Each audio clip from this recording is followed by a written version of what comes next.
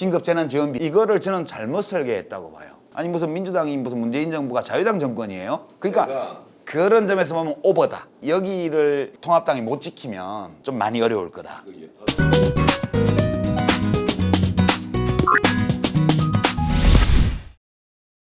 박성민 대표 말씀하셨지만 지금 3일 투표하는 거예요. 그러니까 과거에 대학가에 부재자 투표소 설치해달라고 그래서 학생들이 그렇게 노력하는데 선관위에서 몇 명 이상 안 되면 안 해준다고 그러고 그랬잖아요. 이게 다 필요 없어요. 지금은 사전 투표 이틀은 전국 아무 동사무소 나가서 다 투표할 수 있으니까 무지하게 편하고요. 투표 당일날은 자기에게 정해진 투표소에 가서 투표를 해야 되는 거죠. 근데 지금 코로나19 사태 때문에 이제 대기 시간의 간격이라든가 또 마스크 착용, 그다음에 열 측정한다고 그러고 등등을 하기 때문에 투표 시간이 오래 걸릴 거예요. 그래서 이번 경우에는 금요일, 토요일 이틀이죠. 금요일, 토요일 이틀 동안 사전 투표를 전국 어디서나 할 수 있기 때문에 그걸 좀 많이 이용해 주시는 쪽이 투표 당일날의 어떤 혼잡이나 이런 것들을 좀 줄이는 데는 도움될 것 같아요. 이제 지금 중도층에 있던 분들이 못한다 해서 이제 잘한다로 온 거잖아요. 원래부터 뭐 9세계 40% 이상이 잘한다고 해왔고 또 9세계 또 뭐 한 40% 정도는 못한다고 해왔고 그 이제 중간에 계신 분들이 생각이 이쪽으로도 갔다가 저쪽으로 갔다가 했는데 요 2달 동안 진행된 코로나19 사태의 와중에 초기에는 정부가 좀 잘못한 게 많지 않나? 그렇게 좀 판단을 했다가 비교 대상이 그전에는 뭐 그전 정부 때 메르스 때 어땠냐, 뭐 사스 때 어땠냐, 뭐 신종 플루 때 어땠냐 이렇게 비교를 하다가 지금 유럽, 미국, 북미 쪽에서 확 이게 번지면서 이제 같은 시점의 수평 비교 다른 나라들하고 이게 이루어지면서 특히 한국의 코로나 그 방역에 대해서 긍정적인 평가를 하는 이제 외신 보도 이런 것들이 많이 나오면서 이 중도층에 있는 유권자들의 마음이 그래도 이만하면 좀 잘하는 것 같아 이렇게 해서 움직여 오면서 국정수행 지지도도 이제 올라간 이게 이제 일반적인 해석인데 이제 야당 보수야당 쪽에서는 또 보수 진영에서 이게 마음에 안 드는 거죠.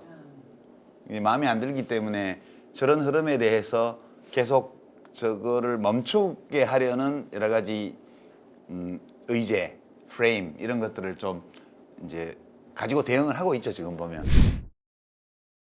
문재인 대통령을 좋아하는 분들이 여론조사에 민감해요. 제 주변에도 보면. 그러니까 이제 저기 막 나쁠 때가 잘한다가 우리 KBS 조사도 2019년 9월에 보면 잘한다가 44.8 못한다가 53.3 해서 예, 거의 10% 가깝게 못한다가 많이 나왔잖아요. 저러면 이제 국정 운영 동력도 좀 떨어지고 기가 죽죠. 그래서 그리고 이제 저게 좀 올라가는 데이터가 나오면 막 좋은 거예요. 예, 그러니까 막 좋으니까 계속 좋은 기분을 맛보고 싶은 생각이 있으니까 여론조사 전화가 오면 내가 적극적으로 대답해야지. 이렇게 생각할 수가 있다니까요. 예. 그러다 보면 지금 변호사님 말씀대로 표집, 그러니까 표본을 모으는 과정에서 저게 문 대통령 지지자와 중도층과 이제 반대하는 분들 사이에 여론조사에 응답하려는 욕구의 강도 차이가 있을 수 있어요. 그럼 이제 저 데이터는 그 점을 감안한다면 저 수치 자체는 전적으로 저것만 믿고 여당이 선거를 했다가는 잘못하면 낭패를 볼 수 있다. 이런 지적이라고 봐요. 그래서 저는 일리가 있는 주장이시다. 이렇게 생각하고요. 다만 그래도 저는 지지하는 입장에서 한마디 그래도 붙이자면 동일한 문제를 가지고 있는 그 결함이 있다고 가정을 할 때 동일한 결함이 있는 조사들을 계속해 왔는데 어쨌든 트렌드는 좋아지는 쪽으로 왔잖아요. 그러니까 다행이야.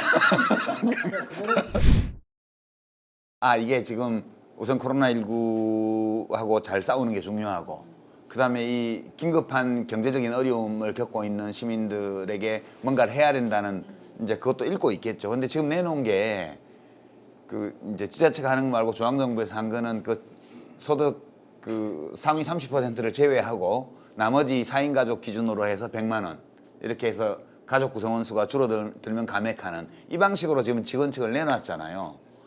근데 그것이 저는 좀 사실은 되게 불충분하지 않냐. 그리고 그닥 그 집행이 그렇게 잘 될 수 있는 그런 방안이 아니지 않냐 그런 생각을 좀 하거든요. 지금 정부가 어떤 정책 패키지를 쓰고 있냐 하면 이걸 잘 봐야 된다고 저는 보는데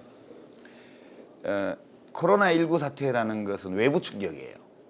우리가 과거에 겪었던 경제 위기하고 완전 달라요. 우리가 겪었던 IMF는 대기업들의 단기성 채무, 대기업들이 단기성 채무를 해외에서 끌어와서 장기 투자 프로젝트에 썼다가 이 롤오버가 안 돼서 이제 채무 기한 연장이 안 돼 가지고 지불불능 상태에 빠졌고 거기서 위기가 시작됐던 거잖아요. 2009년 글로벌 금융위기는 미국에서 그 주택담보대출 그거가 문제가 생겨가지고 금융사 1위에서 퍼졌던 거고요. 전 세계가 다 당했던 거죠. 근데 이번 위기는 어떤 공급이나 수요나 금융에 문제가 생긴 게 아니고 그냥 코로나19 사태라는 이 외부 충격이 와서 실물 분야와 금융 분야가 동시에 위기에 빠진 거예요. 지금 이 위기 상황은 우리가 겪었던 과거의 위기와는 완전 달라요. 그래서 지금 정부가 하고 있는 패키지를 보면 첫째는 양적 완화라고 말할 수 있죠. 그러니까 100조 원 규모의 금융조처를 해가지고 기업들의 채권을 막 한국은행이 사주고 이런 식으로 해서 정상적인 기업이 유동성 위기 때문에 무너지는 일이 없도록 하기 위해서 돈을 무제한 푼다. 이게 지금 하나의 패키지로 금융 쪽으로 와 있고요. 이게 이제 이건 상당히 여기에 이제 한미 통화 수합까지 얹어가지고 좀 안정을 시켰어요. 그 다음에 고용 쇼크가 올 거 아니에요. 그래서 지금 우리가 가지고 있던 고용유지 지원금이나 이런 것들을 이용을 하고 거기에 더 붙여가지고 이제 이 중소기업 특히 중소기업의 고용유지 지원금을 확대하겠다는 거예요. 그게 이제 전부 실물 분야에 이제 첫 번째가 금융, 두 번째가 실물 기업 분야예요. 세 번째는 여기를 이렇게 해놔도 그 수출은 지금 문제가 별로 없어요. 수출은 이제 환율 문제나 이런 것 때문에 액수는 좀 줄었지만 살짝 줄었지만 물량은 10% 늘었어요. 그러니까 외국 쪽이 이 수습이 되면 수출은 별 문제 없을 거라고 보는데 문제는 내수인데 이게 이렇게 지금 꺾어졌는데 내수가 이렇게 꺾어졌는데 사람들이 못 다니니까 꺾어졌는데 이걸 다시 코로나가 종식될 즈음에서 다시 이렇게 올리려면 단기간에 국내 수요 특히 소비 수요를 대규모로 진작하는 조처를 쓰지 않으면 이 코로나19 사태로 인한 경제 침체가 수요 측면에서 굉장히 오래 걸 우려가 있다 해서 수요 진작책으로 나온 게 지금 긴급 재난지원비예요. 근데 이거를 이제 패키지는 이렇게 돼 있고요. 이거를 저는 잘못 설계했다고 봐요. 변호사님과는 정반대의 시각에서. 이제 세 가지의 문제가 있는데요. 첫 번째는 액수가 너무 적어요. 4인 가족에 100만 원 갖고는 큰 효과 안 나요. 액수를 올려야 된다. 그게 제 생각이에요. 얼마? 그건 이제 1인당 100만 원 정도로. 1인당 100만 원 정도, 50조 원 규모. 그렇게 하면 5천만 원이니까 50조 원 규모죠. 두 번째는 70%로 끊어놓으니까 가리기가 되게 어려워요. 심각하다고. 예, 우선 그 소득 파악이 완벽하게 되지도 않는 데다가 지금 적용하는 소득은 작년 거예요. 이게 봉급생활자들은 지난해 연말정산 자료고요. 사업소득자들은 지난해 6월 달에 종합소득 신고한 거니까 재작년 거예요. 그러니까 지금 어려운 사람들을 지원해야 되는데 기준을 작년 소득, 재작년 소득을 가지고 기준을 삼고 있고 그 소득뿐만 아니라 재산의 다과, 많고 적음도 반영을 해야 되기 때문에 이게 굉장히 시간이 걸리고 행정적인 소요가 굉장히 많은 작업이에요. 그게 두 번째 문제고요. 이제 세 번째는 그 뭐랄까 이렇게 그 더 간편한 방법이 있는데 이게 소득 수준에 따라서 격차를 두는 거는 좋은데 훨씬 간편한 방법인데 그걸 안 쓴다는 거예요. 그러니까 지금 어려운 사람에게 줘야 되는데 너무 적고 그다음에 그 기준을 세우기가 어렵고 세 번째는 지금 어려운 사람한테 줘야 되는데 이걸 파악할 수가 없어요. 그래서 이제 제가 사실은 생각하는 해법은 그냥 1인당 100만 원씩 다 풀라는 거예요. 풀고 이거를 금년 연말정산, 내년 종합소득세 신고를 할 때 과세 표준에 이 액수를 얹으라는 거예요. 피부양자까지 다 해가지고 얹으면 내가 금년에 잘 지낸 사람은 근데 최고소득 구간 같으면 반 넘게 토해내야 돼요. 그럼 내가 면세점 이하면 400만 원을 다 가지는 거예요. 그러니까 이 방식이 너무 간편하고 액수가 얼마가 되었건 일괄 지급하고 예, 연말정산에 과세표준액에 얹어라. 그러면 조사 작업도 필요 없고 아무것도 필요 없어요. 그리고 이제 해외 지출은 못하게 한다. 요게 제가 생각하는 해법인데 정부에서 너무 쪼물락쪼물락 하다가 물론 이제 그 국가 채무 50조 원을 조달하려면 채권 발행을 해야 돼요. 국채 발행을 해야 되는데 우리가 지금 GDP가 2천조 원쯤 되잖아요. 그리고 지금 국가 채무가 무슨 기업 채무, 무슨 민간 가계 채무 이런 거는 빼고요. 국가 채무만 보면 지금 약 40%니까 한 800조 원 되잖아요. 그러면 내가 1억 원짜리 연봉자인데 1억 연봉자인데 지금 4천만 원 빚지고 있는 거잖아요. 여기에 500만 원 더 빚지자는 거예요. 4,500만 원. 그리고 그 대신에 앞으로 한 10년간에 걸쳐서 중기 재정 계획에 국채 발행 액수를 조절을 해서 10년 동안 메꾸도록 이렇게 해서 이 비상한 위기에는 비상한 대응을 써야지 왜 경제관료들이 앉아가지고 이 비상한 위기에 교과서에 있는 낡은 해법을 쪼물락거리고 있냐 이게 저희 불만이에요 사실은. 지금까지 보수 야당이 해온 거는 문재인 정권 심판론이었어요. 견제로는 저쪽이 세니까 그래도 우리가 저 잘못하는 건 막을 수 있을 정도의 의석은 있어야 되는 거 아닙니까? 이게 견제론이고 문재인 정권 심판론이라는 거는 이제 견제를 할 힘 정도가 아니라 저기를 스톱시킬 수 있는 힘을 달라고 한 거예요. 지금까지. 근데 그게 지금 안 먹히고 있는 거예요. 정부에 대한 견제론조차도 저렇게 찬성이 낮은데 심판론은 더 낮아요. 근데 못 살겠다 가라보자는 문재인 정권 심판론보다 더 나간 거예요. 그래서 저는 이거는 지금 선거 판세와 흐름을 통합당이 어떻게 읽고 있는지 모르겠지만 제가 그 당의 당대표라면 견제론을 폈을 것 같아요. 처음부터 심판론이 아니고. 근데 심판론도 너무 나갔는데 여기에 못 살겠다 갈아보자까지 해서 아니 무슨 민주당이 무슨 문재인 정부가 자유당 정권이에요? 그러니까 그런 점에서 보면 오버다. 저는 이제 그 아까 택시 타고 오면서 완전히 브리핑 받는 기분이더라고요. 그 택시 기사님한테. 그 이야기를 하는데 이게 대전시의 어떤 지리적 구성, 그다음에 동부와 서부의 인구 구성의 차이, 어떤 문화적인 차이 이런 것도 다 말씀을 해주시고요. 이제 충청도 사람들이 그 친한 사이에는 정치적인 그런 생각이나 걸 잘 안 드러낸대요. 잘 아는 사이에는. 왜냐하면 인간관계에 문제가 생길 수 있기 때문에. 근데 개인적으로 친분이 없는 사람한테는 또 있는 그대로 또 이야기를 하는 경향이 많대요. 그리고 선거 때 이렇게 아까 그런 농담 우리 차에서 했는데 이번에 누가 될 것 같아요? 이러면 아유 표 많이 받는 사람이 되겠죠? 이게 충청도는 지금 여론조사상으로는 여당이 그래도 조금 우세한 걸로 나오지만 여기는 그 데이터 숫자만 보고 어디가 우세하다고 말하기가 되게 어렵겠다. 정당 지지도 격차가 15% 내외를 꾸준히 유지해 왔잖아요. 좀 등락은 있지만 15% 플러스 마이너스 알파 수준으로 이제 몇 달 동안 유지되어 왔는데 저게 수도권이랑 거의 비슷한 것 같아요. 제가 보기엔 수도권의 지역 여론하고. 근데 약간 저는 이제 이 충청 지역은 아까 그 택시 기사님한테 들은 얘기인데 동부가 원도심이래요. 서부 쪽이 이제 유성구로 해가지고 저 세종시로 연결되는 쪽이어서 인구 구성이 다르대요. 그러니까 양쪽을 다 엎어놓고 지지율을 보면 민주당이 우세한데 선거는 선거구별로 치러지는 거기 때문에 그것만 봐서는 모른대요. 그러니까 대전은 한쪽으로 쏠리지 않는데요, 잘. 지난번 지방선거 때가 아주 예외적인 거고. 예, 그래서 그 지역구마다 성격이 다르기 때문에 저렇게 전체 지지율을 놓고 여기서 몇 승 몇 패가 될 거냐, 대전 같으면 7개 중에 두 당이 지역구를 몇 개씩 나눌 거냐, 이거를 예측하기 되게 어렵고요. 그 다음에 대전 밖으로 나가도요, 천안, 아산 이런 곳하고 서산, 태안, 뭐 홍성, 청양 이런 데하고는 또 아주 달라요, 완전히. 그래서 예컨대 이제 지난번 4년 전 총선 때 정당 지지율은 민주당이 낮았죠, 훨씬. 그렇지만 지역구 선거는 1등을 했잖아요.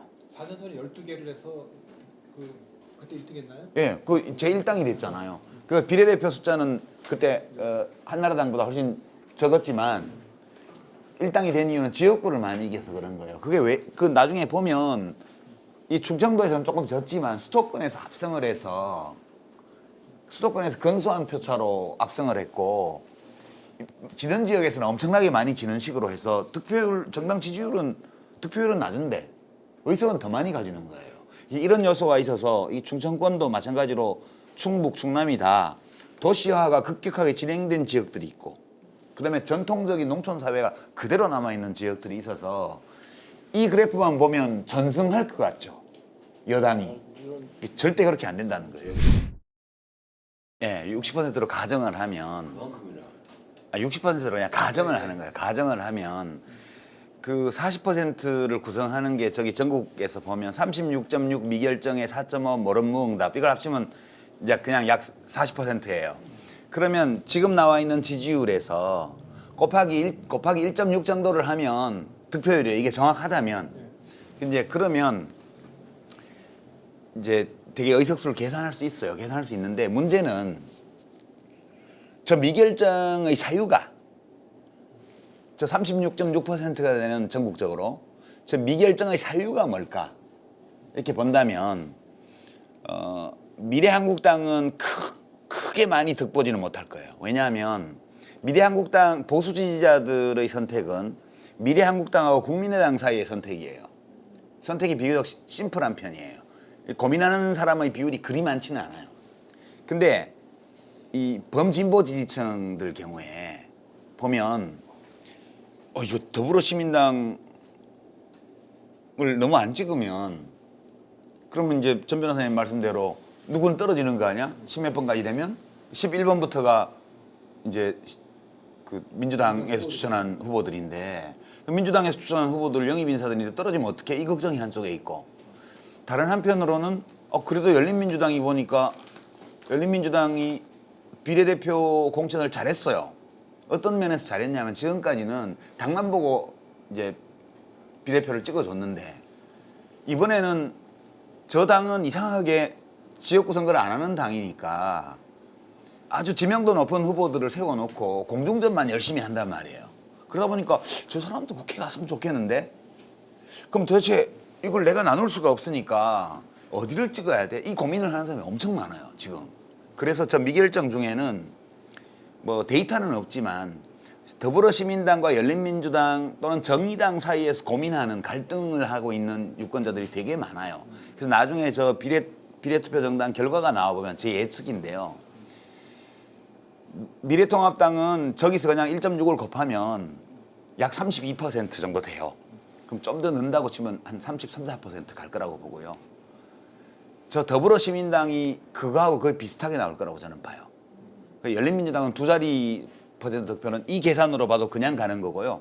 거기서 더 얹어질 거라고 보는 거예요. 그래서 전체적으로 비례는 진보 쪽, 범진보 쪽이 범보수 쪽보다 훨씬 많을 거다. 이제 DNA 검사는 총선 후에 나올 거고요. 그러니까 지금 논쟁이 상당히 재밌는 게 이제 손혜원 의원이 거기 홍보 책임자인데 뭐 적자 서자 이런 건 따질 필요가 없고 우리는 효자다 이렇게 얘기를 했어요. 그러니까 민주당 쪽에서 전략기획위원장이 우리는 그런 자식 둔 적 없다 이렇게 얘기를 했어요. 그러니까 이 구도가 어떻게 되냐면 콩지가 되는 거예요. 약간 콩지 팥쥐의 콩지처럼 돼요. 혹은 뭐 무슨 들장미 소녀 캔디, 그러니까 뭐 외로워도 슬퍼도 나는 안 울어 이러면서 씩씩하게 가는 거예요. 그리고 진짜 우리가 그 집 자식인지 아닌지는 선거 끝나고 나서 여러 가지 행동에서 DNA가 나타날 거다 이렇게 주장을 하는 거죠, 그냥. 그래서 저거는 양날의 칼은 아니고요. 그 열린민주당 공천자의 대부분이 사실은 민주당이나 다름없어요. 제가 보기에는 일부 몇 분 정도가 민주당에 합류할 생각이 약하거나 또는 다른 생각을 가지고 있고요. 그 상위 순서에 공천된 거의 대부분의 후보자들이 그러니까 민주당 의원들이랑 똑같아요. 그리고 더불어시민당도 앞에 10번까지가 이제 시민사회 추천이나 혹은 소수정파 추천이잖아요. 근데 거기도 10명 중에 10명이 다 될 거니까 10명 중에 한 7, 8명은 그냥 민주당이에요. 이게 코미디예요. 약간 뭐가 코미디냐 하면 이제 미래통합당에서 만든 위성정당 미래한국당은 아예 당대표가 우리는 공약이 없습니다라고 얘기를 했어요. 우리 위성정당이니까 공약 같은 거 필요 없어요. 우리 공약은 그냥 미래통합당입니다. 이렇게 얘기를 했고요. 공약이 없는 당이에요. 총선에 후보를 내서 지금 여기 표현은 1등인데 지금 그 2등은 소수정파하고 뭐 시민사회 추천 이렇게 섞어서 해놓으니까 자율적으로 한다고 자기들끼리 했다가 민주당하고 안 맞는 걸 내놨다가 지금 다시 걷어들인 거고요. 공약이 제대로 제일 있는 거는 정의당이고요. 뭐 그거 찬성하던 얼마나 많은 고향을 잊지를 못해. 고향은 아니에요. 고향은 아니고 제가 잠시 살았던 집인데 그러니까 그것이 그 공약이 얼마나 많은 시민들의 동의와 지지를 구하든 구하지 못하든 간에 정의당은 오랫동안 만들어왔던 자기들이 공약을 냈고요. 그다음에 저 열린민주당 저기는 진짜 1호 공약을 검찰개혁부터 시작을 해갖고 그다음에 2호 공약 언론개혁해서 이게 더불어민주당 이외에 저 사람들을 좀 부담스러워했는지 그러니까 더불어민주당은 중도부터 시작해서 진보까지를 아우르는 큰 정당이고 싶은데 저 사람들은 너무 선명한 거예요. 그래서 이 스토리를 보면 서자가 맞아요. 이게 혈통은 같은데 네, 행동 방식이 너무 달라서 밥 먹을 때도 쩝쩝거리고 소리 낸다 구박 주고 이래서 이제 이렇게 집을 나가거나 그냥 자기 발로 집을 나가거나 쫓겨난 사람들이에요. 근데 이 사람들은 저기가 우리 집이야라고 지금 계속 주장을 하면서 표를 받는 거예요. 그러니까 이 전체 스토리가 이번 비례선거는 이 연동형 비례대표를 도입해놓고 거대 정당들이 하여튼 뭐 귀책 사유는 누구한테 있든 결과적으로 위성정당을 만들었고 그리고 선거법 개정을 안 한 거나 똑같은데 열린민주당이라는 선거법 개정을 안 했더라면 생겨나지 않았을 정당이 하나 생겨서 두 자릿수 퍼센티지의 득표를 하고 있는 거예요 지금. 이게 무슨 드라마도 아니고 그냥 웃으면서 보자고요. 제가 우선 두 가지 점을 좀 강조하고 싶은데 이 열린민주당 관련해서는 민주당은 이 선거를 그냥 정부가 이 전염병을 막고 그다음에 이 경제 위기에서 하루빨리 벗어나기 위한 그런 정책에 집중한다. 이런 분위기로 선거를 치르고 싶어 하죠. 슬로건도 그거죠. 국민을 지킵니다. 예. 그렇게 이제 선거를 치르는 거고 요 열린민주당은 약간 2부 리그 성격이에요. 2부 리그. 그러니까 1부 리그를 민주당이 하고 있는데 민주당의 플레이 스타일이 좀 마음에 안 든다는 관객들이 좀 있는 거예요. 요 관객들의 취향에 맞춘 2부 리그 팀이 하나 생긴 거예요, 지금. 그래서 여기는 메인 무대에는 못 올라와요. 비례 후보밖에 없고 그렇기 때문에 그냥 공중전을 조금 하는 거예요. 뭐 홍보물도 좀 이쁘게 만들고 SNS 통해 갖고 마케팅도 많이 하고 이렇게 해서 자기들은 최대한 당선돼 보자. 이제 그렇게 하는 거니까 민주당은 이쪽을 메인 무대에 안 올리려고 할 거고 못 올라가요. 그거고. 두 번째는 당선되고 나서 그럼 이 사람들이 어떨 거냐. 순치래요. 제가 보기에는. 그냥 민주당하고 합쳐가지고 민주당은 일부가 돼요, 그냥. 그리고 이제 그 개인적으로 조금 튀는 행동을 하는 국회의원이 있다고 할지라도 전체적으로 보면 당 지도부의 뜻에 따라서 맞춰가는 그런 의원들이 될 거라고 저는 봐요. 근데 다만 약간 이번 총선에서 이 비례선거와 관련해서 열린민주당이 예전부터 우리 사회에 존재해왔던 일정 수의 전투적인 리버럴, 그러니까 전투적 자유주의자예요. 여기가 독자적으로 안정적인 기반을 가질 수 있는 세력까지 안 돼요. 제가 해본 게 그건데 몇 번 시도해봤지만 그 안 되더라고요. 다만 이런 국면에서 아주 일회적으로 표를 한번 한 15% 내외까지 결집시켜 볼 수 있을 정도의 사회적 기반을 갖고 있어요. 그게 진짜 일회적인 사건이에요. 이런 일은 다시는 없어요. 그러니까 이제 한 번 있는 거니까 그냥 연극 무대 구경하는 셈치고 그냥 보면 된다. 저는 관심적으로 전반적으로 보면 대전은 지난번에도 3대 4였고 7개가 다 현역이 공천이 됐어요 지금 그 여야 모두. 그래서 여기서는 크게 이제 달라지기는 어렵지 않냐 그렇게 보고요. 뭐 달라져야 한 개 정도 한쪽이 늘고 한쪽이 줄고 그런 정도 전망하고요. 세종은 아무래도 이제 여권이 세죠. 근데 이제 충북, 충남이 재밌는데 충북에서는 제 개인적인 관심이 있는 데가 보원 옥천 영동 괴산 여기 더불어민주당 곽상은 후보 노무현 대통령 사위이잖아요.